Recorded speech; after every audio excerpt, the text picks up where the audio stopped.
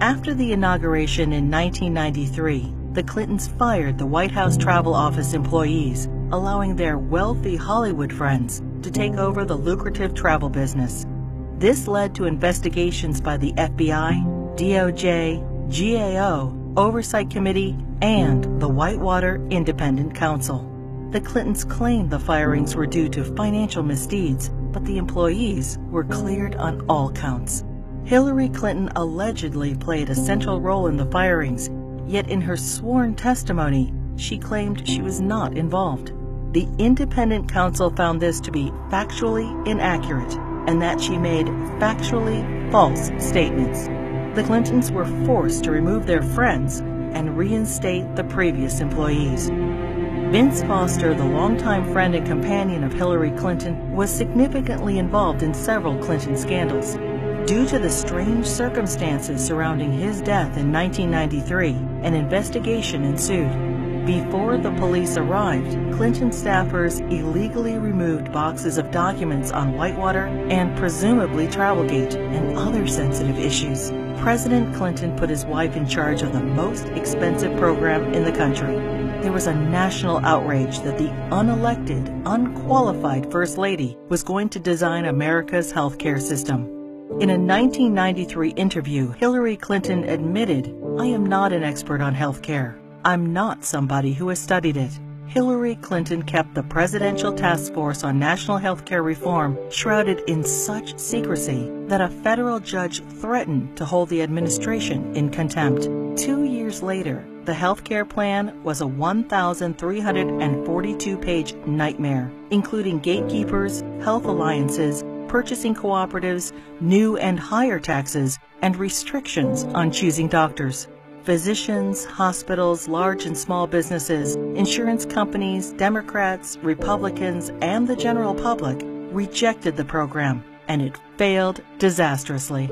The General Accounting Office put a price tag of $32 million on Hillary Clinton's healthcare fiasco. For dishonesty, Hillary Clinton and others were fined $450,000. Court costs to taxpayers were $725,000. In 1996, with Hillary Care fresh in their minds, Americans voted both the Senate and the House into Republican hands for the first time in over 4 decades.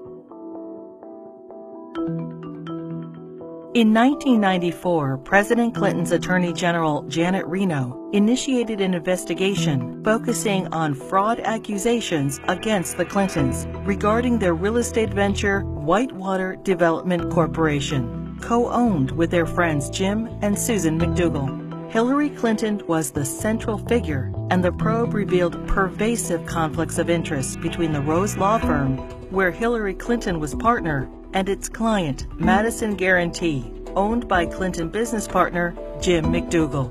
Hillary Clinton claimed billing records subpoenaed and critical to the investigation were lost.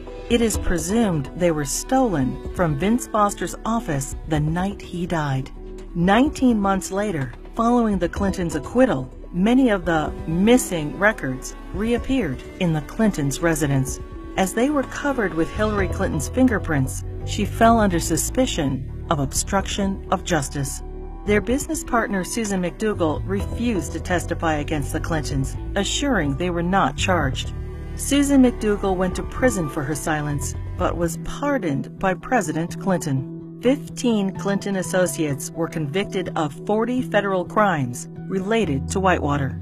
The independent counsel's report highlighted the president's abundant and calculating lies under oath, obstruction of justice, and abuse of power.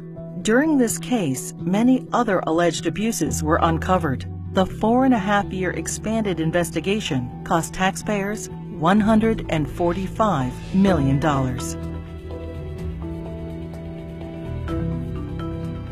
Hillary Clinton's trades in cattle futures raised suspicions of improprieties as her very first trade of $5,000 quickly turned into over $490,000. She refused to release her tax returns for the years in question. Hillary Clinton insisted that she made all the investment decisions herself, The investigation proved her trades were actually placed by her friend James Blair through the brokerage firm Refco. James Blair was outside counsel for Tyson Foods, the largest employer in Arkansas, which is state regulated.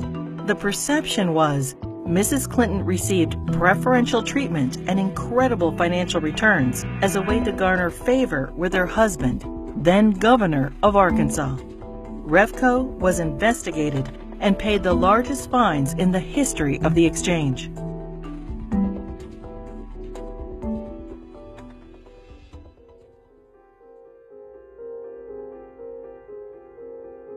The Clinton administration improperly requested and received FBI background reports on 900 Republican officials. Hillary Clinton allegedly initiated the request to add data to her enemies list, leading to 3 separate investigations in 1996. In testimony, the White House Personnel Security Director refused to name Hillary Clinton as the source of the request, and he was forced to resign. Hillary Clinton claimed she was guiltless and was called a congenital liar in the New York Times. The fund was established so individuals or companies hoping to garner favor with the president could help pay the Clintons' endless legal bills. In 1996, the Justice Department investigated campaign fundraising abuses and cover-ups by the Clintons in connection with an effort by China to influence administration policies. In violation of U.S. law, agents for the Chinese government and military funneled millions into President Clinton's re-election campaign, the Clinton Legal Defense Fund, and the DNC. The DOJ's report stated, "A pattern of events suggests a level of knowledge within the White House, including the President's and First Lady's offices, concerning the injection of foreign funds into the re-election effort."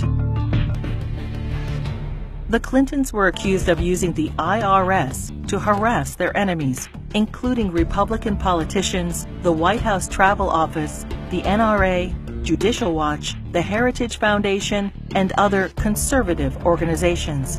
A senior IRS official admitted that Clinton opponents were singled out for tax audits. Also audited were Bill Clinton's female accusers, including Jennifer Flowers, Paula Jones, Juanita Broaddrick, and Elizabeth Ward Grayson.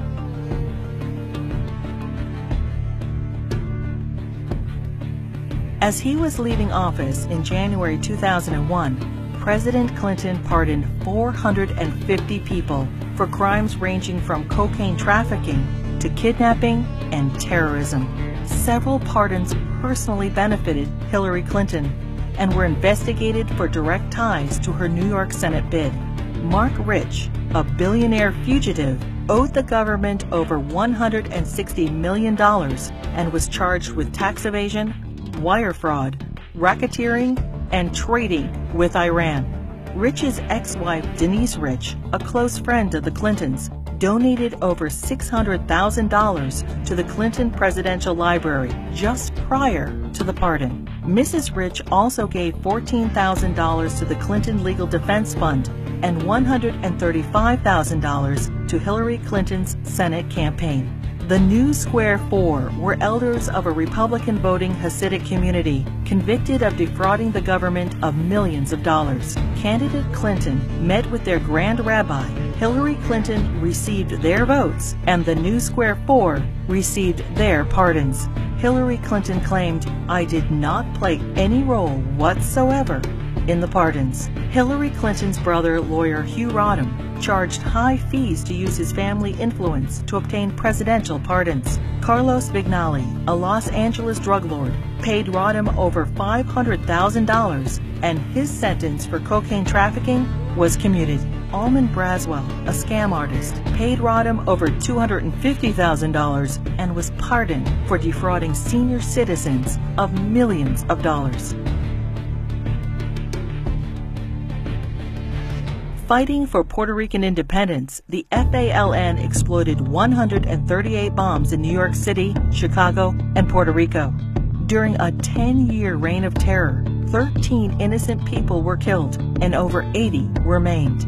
New York City Councilman Jose Rivera met with Hillary Clinton proposing pardons for FALN members in return for Puerto Rican support in her Senate race. 2 days later, President Clinton pardoned 16 FALN terrorists. These pardons were condemned by Democrats and Republicans, the House and Senate, the FBI, the U.S. Attorney, the Federal Bureau of Prisons, and the Fraternal Order of Police. Another probe into Clinton wrongdoing ensued. When Congress requested additional information, President Clinton claimed executive privilege, preventing anyone involved with the pardons from testifying. Hillary Clinton claimed no involvement in or prior knowledge of the decision. Former Democratic President Jimmy Carter called these shameless pardons disgraceful.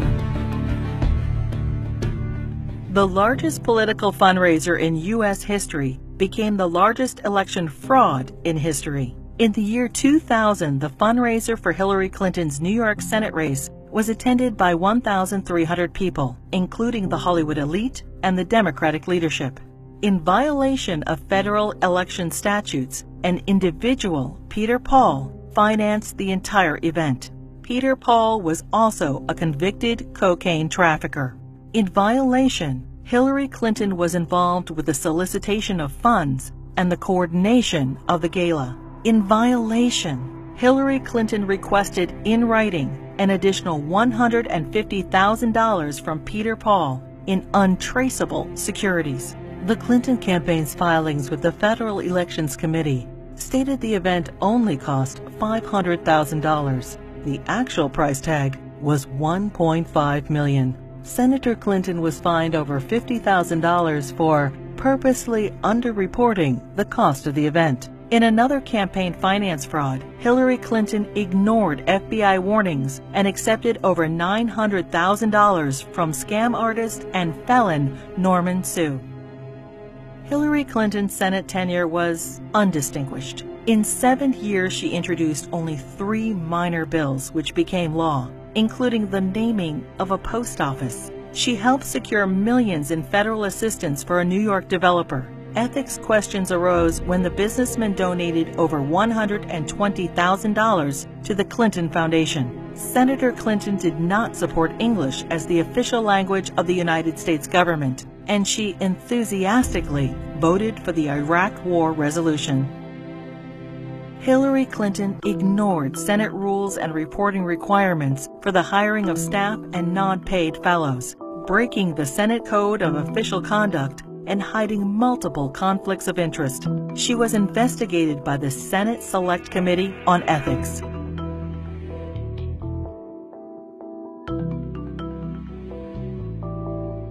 Hillary Clinton's long history of campaign finance abuses continued.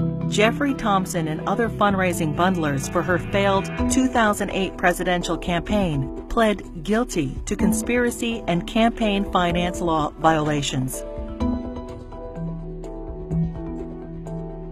In the primaries, Democrats nominated the little-known junior Senator Obama over the well-known, scandal-ridden Hillary Clinton.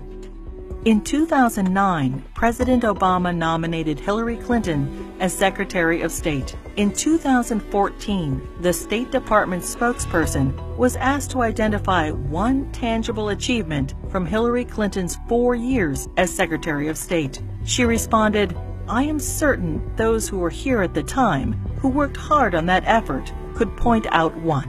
Secretary Clinton's tenure had no signature doctrine or diplomatic breakthrough. It was, however, 4 more years of scandals. The Clinton State Department wasted $80 million on a U.S. consulate in northern Afghanistan, which will never be completed. Under Clinton's name, the Foreign Service gathered details on foreign diplomats, our allies and officials of the UN, including internet usernames, email addresses, credit card numbers, fingerprints, frequent flyer account numbers, and work schedules.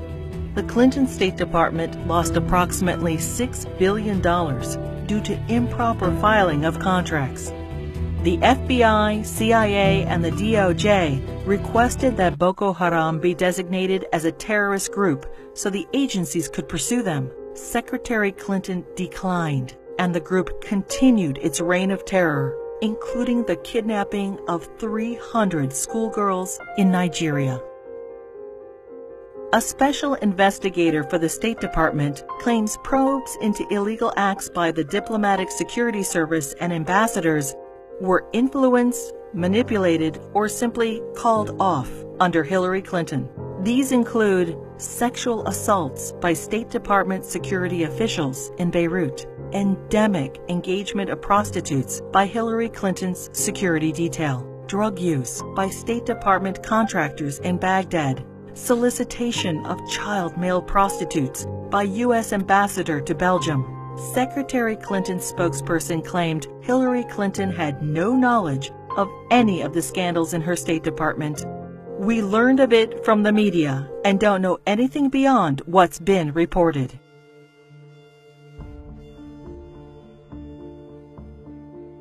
The United States mission in Benghazi, Libya, was attacked on September 11, 2012. As Hillary Clinton was Secretary of State at the time, she is at the heart of the cover-up investigation.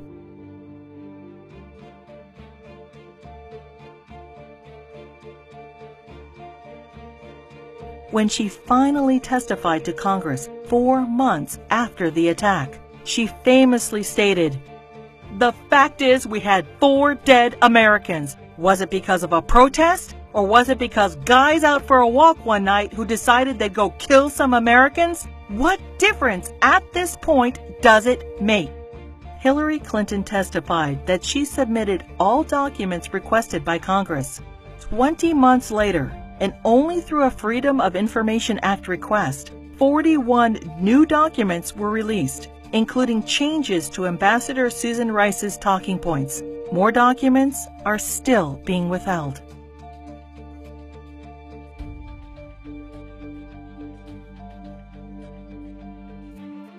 The Presidential Records Act allows restricted access to documents for 12 years after leaving office. Now, 14 years later, the Clintons are still withholding thousands of records from the public.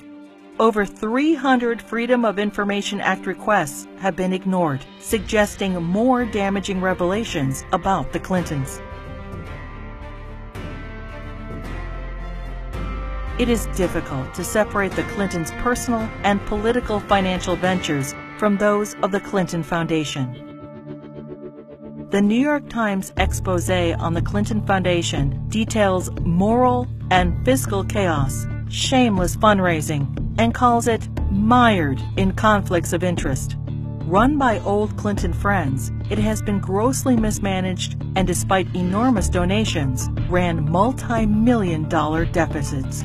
Already rife with conflicts of interest, the foundation's offices are now shared by the Hillary Clinton presidential campaign. Americans can give $2,300 to presidential candidates, but there are no limits on donations to foundations. Hillary Clinton cannot legally accept campaign donations from foreigners, but no restrictions apply to foundations. Secretary of State Clinton traveled to Moscow and pressed the Russian government to purchase planes from Boeing. 2 months later, contract in hand, Boeing donated $900,000 to the Clinton Foundation. The foundation's support from foreign interests hoping to influence U.S. policy is of grave concern. Foreign donations to the foundation increased by 70% when Hillary Clinton ran for president in 2008.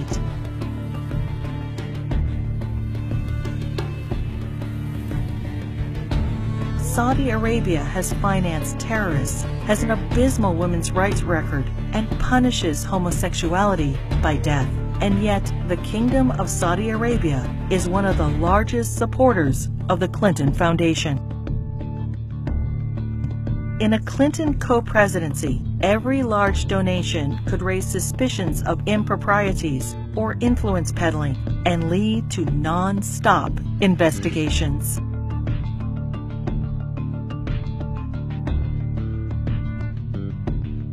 Many qualified and deserving politicians, Democrat and Republican, women and men, are waiting to lead this country.